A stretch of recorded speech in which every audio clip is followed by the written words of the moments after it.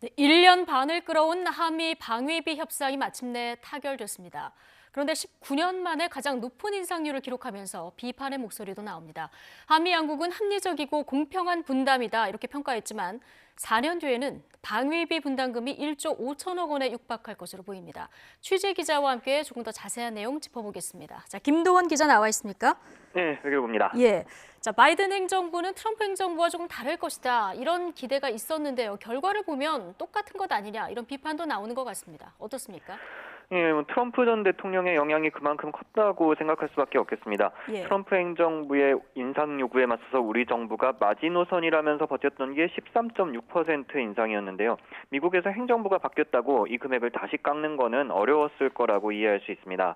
다만 최종 합의안이 지난해 잠정 합의보다도 0.3%포인트 더 인상된 것은 의아한 부분인데요. 외교부는 그 대신에 한국인 근로자 인건비 지급 비율 확대, 제도 개선 합동 실무단 격상 등의 반대급부를 얻었다고 설명했습니다.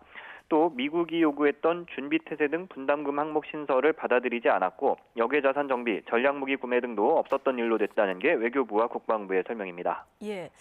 자, 방위비 분담금. 과거에는 이게 물가 상승률과 연동하도록 보통 합의가 됐는데 이번에는 국방비 증가율을 연동하기로 합의가 됐어요.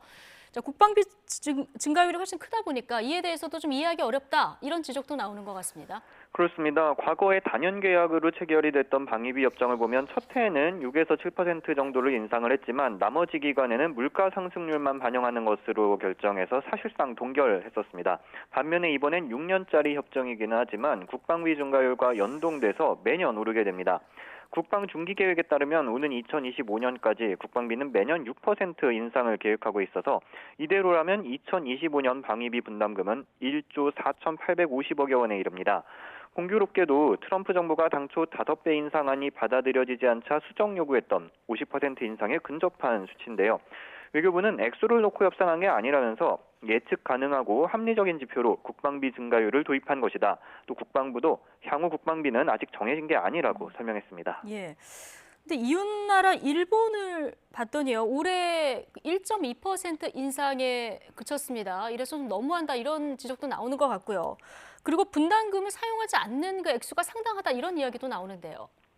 예, 먼저 말씀하신 대로 일본에 비하면은 13.9%라는 인상률은 지나쳐 보입니다. 다만 일본의 이번 합의는 1년짜리고요. 단연 협정은 이제 협상을 시작해야 하는 단계입니다. 이 때문에 일본도 이번 한미 방위비 협상이 미일 협상의 기준이 될 수 있을 것으로 보고 주시하고 있는 것으로 알려졌습니다. 또 미국이 쓰지 않은 분담금을 은행에 쌓아두고 이자 수익을 내고 있다는 지적도 꾸준히 제기되었는데요. 외교부에 따르면 분담금의 현물 지원 원칙을 강화하면서 이 문제는 거의 해소됐다고 합니다. 과거에 쌓여있던 불용액도 꾸준히 사용해서 소진했다는 겁니다. 또 분담금의 대부분은 우리 근로자나 군수 지원, 시설 건설에 참여하는 우리 기업에 지급된다는 점도 설명했습니다. 예. 자, 이번 합의에 대해서 미국 정부 어떤 평가가 나오고 있습니까? 예, 물론 미국은 매우 환영하고 있습니다. 미국 국무부는 한국이 의미 있는 기여를 했다면서 공정하고 균형 잡힌 분담이라고 평가했습니다. 또 오늘날은 도전 과제가 복잡한 환경이고 안보에는 정말 많은 비용이 든다 이렇게 덧붙였는데요. 미국은 이번 협정으로 한국이 주한미군의 미국인 인건비를 제외한 주둔 비용의 44% 정도를 부담하게 된다고 밝혔습니다. 과거에도 40에서 45% 수준이었던 만큼 과도한 수준이 아니라는 주장입니다. 예. 자, 이제 국회 비준 동의를 거쳐야 할 텐데요. 자, 앞으로 어떤 절차들이 남아 있습니까?